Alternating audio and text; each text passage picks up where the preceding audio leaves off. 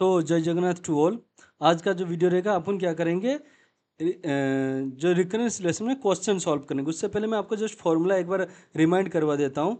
जैसे आपको था कोई भी इस टाइप से क्वेश्चन दिखेगा जो कि होमोजीनियस है, ऑलरेडी आपको ये दो टर्म का अगर मैं लेफ्ट साइड ले जाऊँगा तो मेरा राइट हैंड में जीरो आ जाएगा। मतलब F of X equal to zero अगर देखेगा तो मैं क्या करूँगा, सिंपल एन जगह पे R to the power N put करूँगा। फिर ये आप एक एग्जाम्पल ये एक एग्जाम्पल था जिसमें अपन रूट फाइंड कर रहे थे, राइट। अगर रूट आपका तीनों के तीनों आई मीन सारे रूट सेम होंगे तो उसको कैसे फॉर्मेट में लिखते थे, ऑलरेडी अपन लास्ट क्लास में कर दिए थे। अगर रूट सारे डिफरेंट होंगे तो उसका फॉर्मूला कैसे, जैसे तीन रूट के लिए तीनों कांस्टेंट यूज किए थे और तीनों डिफरेंट है तो R power N, R to the power N, R three power N, और यहाँ एग्जाम्पल भी अपन लिखे थे उसी हिसाब से। सिमिलरली और लास्ट केस क्या था, अगर एक रूट में कुछ सेम आएंगे कुछ डिफरेंट आएंगे, उस केस में कैसे होगा। जैसे एग्जांपल में तीनों सेम लिया था, चार पांच डिफरेंट, तो उसको भी मैंने ऊपर वाले दो केस वन और केस टू का यूज से मैंने इसको लिखा था। अब क्या करेंगे, इसी तीनों फॉर्मेट में फॉर्मूला को यूज करके क्वेश्चन कैसे सॉल्व करेंगे। देखो ऑलरेडी मैं क्वेश्चन लिख के रखा हूँ। ये वाला पहला क्वेश्चन मान लीजिए, ये वाला क्वेश्चन से देखो इसको सॉल्व कैसे करेंगे। सिमिलरली अगर मैं इसको चेक करूंगा, पहले मुझे क्या चेक करना है, ये होमोजेनस है कि नहीं। तो होमोजेनस करने के लिए क्या करूंगा, N minus three N minus one plus two times N minus two equal to zero. तो राइट हैंड में कोई भी वेरिएबल नहीं है, दैट मीन्स ये मेरा होमोजीनियस इक्वेशन है। और सॉल्व इट यूजिंग बोलेगा कैरेक्टरिस्टिक्स मेथड, ठीक है। अगर कैरेक्टरिस्टिक्स मेथड यूज करने के लिए बोलेगा तो अपना क्या होता है, ये तो पहले हो गया होमोजीनियस।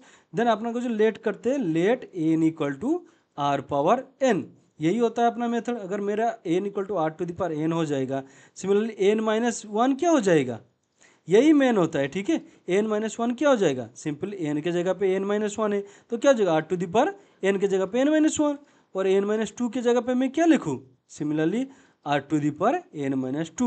ये तीनों एलिमेंट का वैल्यू लेके मैं ये वाला इक्वेशन में पुट करूँगा। तो मेरा फाइनल इक्वेशन क्या बन जाएगा, R to the power N minus three into R to the power N minus one plus two into R to the power N minus two equal to zero. अब देखो already last class में बोला था सबसे छोटा वाला element क्या है इसमें, ये वाला। तो उसको अगर मैं कॉमन ले लूँगा R to the power N minus two को, तो पहला एलिमेंट क्या बचेगा, यहाँ एन टर्म थे, इसमें से मैं बाहर कितना किया, एन माइनस टू, मतलब एन माइनस टू को हटा दूंगा, कितना बचेगा, आर स्क्वायर। ये कितना बचेगा, टू ना, मतलब बचेगा क्या, टू। सिमिलरली थ्री के साथ कितना बचेगा, ये R to the power N minus one था, हटेगा कितना, N minus two. N minus two को हटा दो, कितना बचा, R to the power one, तो R to the power one बचा।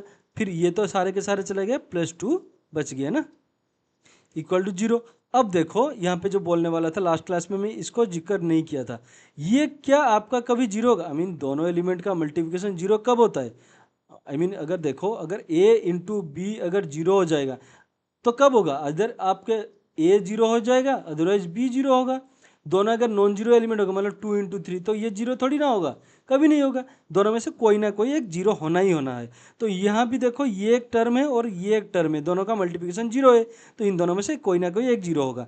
थोड़ी देर के लिए अगर मैं बोलूँगा कि ये जीरो है, मतलब R to the power N minus two अगर जीरो लिखूंगा, क्या ये वैलिड है, ये वैलिड नहीं होगा।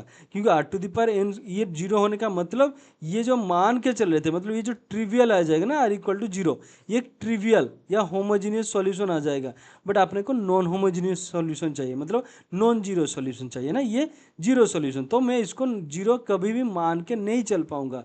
तो अगर ये मेरा जीरो नहीं है तो जीरो होने के लिए ये बाउंड है, क्योंकि ए इंटू बी जीरो है, मतलब एक को जीरो होने के लिए बाउंड है।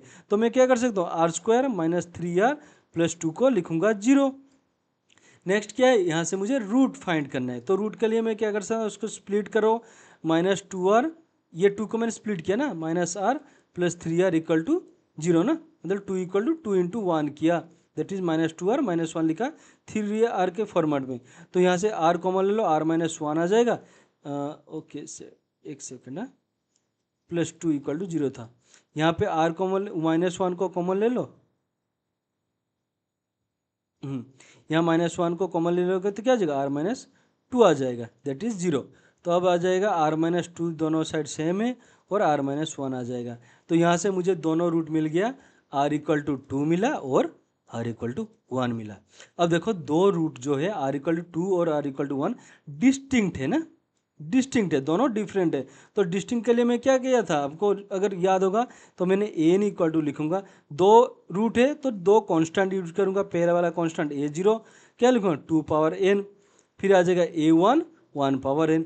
ये आपका सॉल्यूशन बना, तो ये आपका सॉल्यूशन बन जाएगा। बट आपका जो एग्जाम में मिलेगा कुछ ऐसे आपको कंडीशन दिया जाएगा, तो इसको सॉल्व कैसे करेंगे ध्यान से देखो, मुझे लगता है थोड़ा सा जगह की कमी हो सकती है।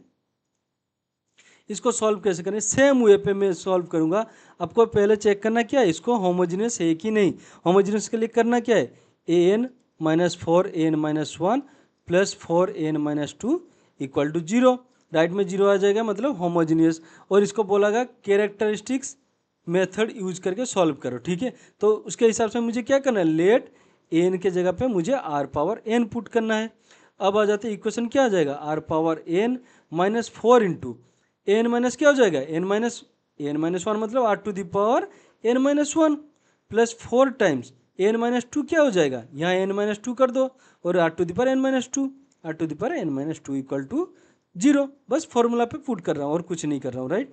अब आ जाते हैं इसको सॉल्व करेंगे। इसमें छोटा एलिमेंट क्या है ये, तो मैंने इसको कॉमन ले लिया r(n-2), कॉमन लेते ही मेरा यहाँ क्या बचेगा r² minus 4r plus 4 equal to 0। तो अगर मैं इसको, ये तो कभी 0 नहीं होगा तो ये मेरा टर्म 0 हो जाएगा। मैं इसको क्या करूँगा, r² minus 4r plus 4 equal to 0। तो ये देखो r² minus 2 into r into 2 plus 2 का square equal to 0। That means ये मेरा फॉर्मूला क्या बन जाएगा, r माइनस 2 का स्क्वायर इक्वल टू 0। तो मेरा r इक्वल टू बन गया 2 ना। तो इसके हिसाब से सॉल्यूशन का जो फॉर्मूला क्या आ जाएगा, इस साइड लिख देता हूँ है ना। तो एन मेरा क्या बनेगा, दोनों सेम है, दो रूट है तो कितना कांस्टेंट आएगा, दो कांस्टेंट, मतलब a0 प्लस a1 n, फिर 2 है यहाँ पे 2 पावर n। ऑलरेडी मैं क्लास के स्टार्टिंग में और लास्ट वाला क्लास में ये फॉर्मूला के बारे में डिस्कस किया था, ये बन गया फॉर्मूला। अब देखो अपन क्या करेंगे, दो इस टर्म के बारे में डिस्कस करना पड़ेगा, क्या बोलना चाहता है। देखो ये पहला टर्म क्या है, a0 इक्वल टू 1। अगर इसको ध्यान से देखोगे a0 इक्वल टू, अगर n के साथ a0 को कंपेयर करोगे, यहाँ n है यहाँ 0 है, मतलब आपको इनडायरेक्टली बोल रहा है n इक्वल टू 0। अगर मैं n इक्वल टू 0 इस इक्वेशन में पुट करूँगा, मेरा फॉर्मूला क्या बनेगा, a0 equal to a0 plus n तो मेरा 0 है, a1 इंटू 0 और 2 पावर 0, बस n इक्वल टू 0 पुट किया ना। तो यहाँ से मुझे क्या मिल जाएगा, a0 का वैल्यू क्या है, ऊपर देखो यहाँ पे a0 का वैल्यू क्या है 1। फिर यहाँ क्या बनेगा, a0 प्लस a1 इंटू 0 0 बन गया, ये 2 पावर 0 मेरा 1 है। दैट मीन्स a0 का वैल्यू मिला आपका 1, ठीक है। अब देखो मेरा जो n के मतलब ये वैल्यू जो मेरा बन गया ऑलरेडी 1 बन चुका है ना, ये वाला a0 का। अब देखो नेक्स्ट जो कंडीशन क्या है, a1 इक्वल टू 4। सिंपल मैं क्या करूँगा इसमें, a1 मैं रेड कलर यूज करता हूँ, a1 इक्वल टू मैं 4 यूज करूँगा ना, a1 इक्वल टू 4। अगर आप इस an के साथ कंपेयर करोगे तो क्या बोलना चाहता है आपका, n क्या बोला यहाँ पे, n इक्वल टू, यहाँ बोल रहा है n इक्वल टू 1। सिर्फ फॉर्मूला, इस फॉर्मूला पे पुट करो, क्या आ जाएगा, a1 equal to a0 plus a1 into n क्या है मेरा 1, और यहाँ पे आ जाएगा 2 पावर n। ऑलरेडी a0 का वैल्यू मेरे पास 1 है तो मैं यहाँ पे पुट करने वाला हूँ। तो a1 का वैल्यू यहाँ पे क्या है 4 है, इस जगह पे मैं 4 इक्वल टू a0 का वैल्यू क्या है 1 है, plus a1 as it is रहा, ओके a1 एज इट, हाँ यहाँ पे कंफ्यूज मत हो जाना कि देखो यहाँ पे ये a1 के जगह पे मैंने क्या पुट किया, इस वैल्यू ना, इस a1 के जगह पे क्यों पुट नहीं कर रहा हूँ 4 को, यहाँ कंफ्यूज मत होना क्यों बोल रहा हूँ। ये जो फॉर्मूला था आपका, यहाँ पे एक्चुअली आपका ये 4 था, यहाँ जो था ना ये an था, इस an को कन्वर्ट करके आपने a1 फॉर्मेट में, मतलब ये सॉल्यूशन फॉर्मेट में लिखा। बट यहाँ पे जो a1 और a0 आ रहा है ना, ये सारे कॉन्स्टेंट टर्म है, इसमें वैल्यू पुट नहीं हो पाएगा। ये वेरिएबल जैसे फिल करवाएगा, बात करेगा, यहाँ वेरिएबल था an, इसीलिए उसमें चेंजेस किया a1, तो उस जगह पे 4 पुट किया। बट यहाँ पे a0 a1 कांस्टेंट है, इसलिए a1 के जगह पे मैंने 4 यूज नहीं किया, a1 का वैल्यू एज इट इज रखा। फिर मेरा क्या आ जाएगा 2 इंटू n, मेरा क्या था यहाँ पे 1 था ना, ये मेरा 1 था, तो आ जाएगा 2। तो यहाँ से क्या आ जाएगा 2 मल्टीप्लाई करो, उस साइड चला जाएगा 2, तो 2a1 इक्वल टू मेरा 2 आ जाएगा, a1 इक्वल टू मेरा 1। मतलब आपका a0 भी 1 आ गया, a1 भी 1 आएगा। अब क्या करना है, आपका जो ये फॉर्मूला गिवन था ना यहाँ पे, ये जो आपका फाइनल जो आपने फाइंड किया था आपने, हमने ये वाला फॉर्मूला पे a0 और a1 का वैल्यू पुट करना है और कुछ नहीं। तो फाइनली मेरा जो an का रिजल्ट किया जाएगा, a0 भी मेरा 1 है, a1 भी मेरा 1 है, तो यहाँ पे क्या a0 की जगह पे 1 प्लस a1 की जगह पे 1 इंटू n और 2 पावर n, ये आपका फाइनल आंसर है। सो आई थिंक आपको समझ में आया होगा। This is for today. अब इसी सीरीज को कंटिन्यू करने वाले हैं, आगे बहुत सारे इंटरेस्टिंग सा क्वेश्चन करने वाला हूँ। Okay, thank you.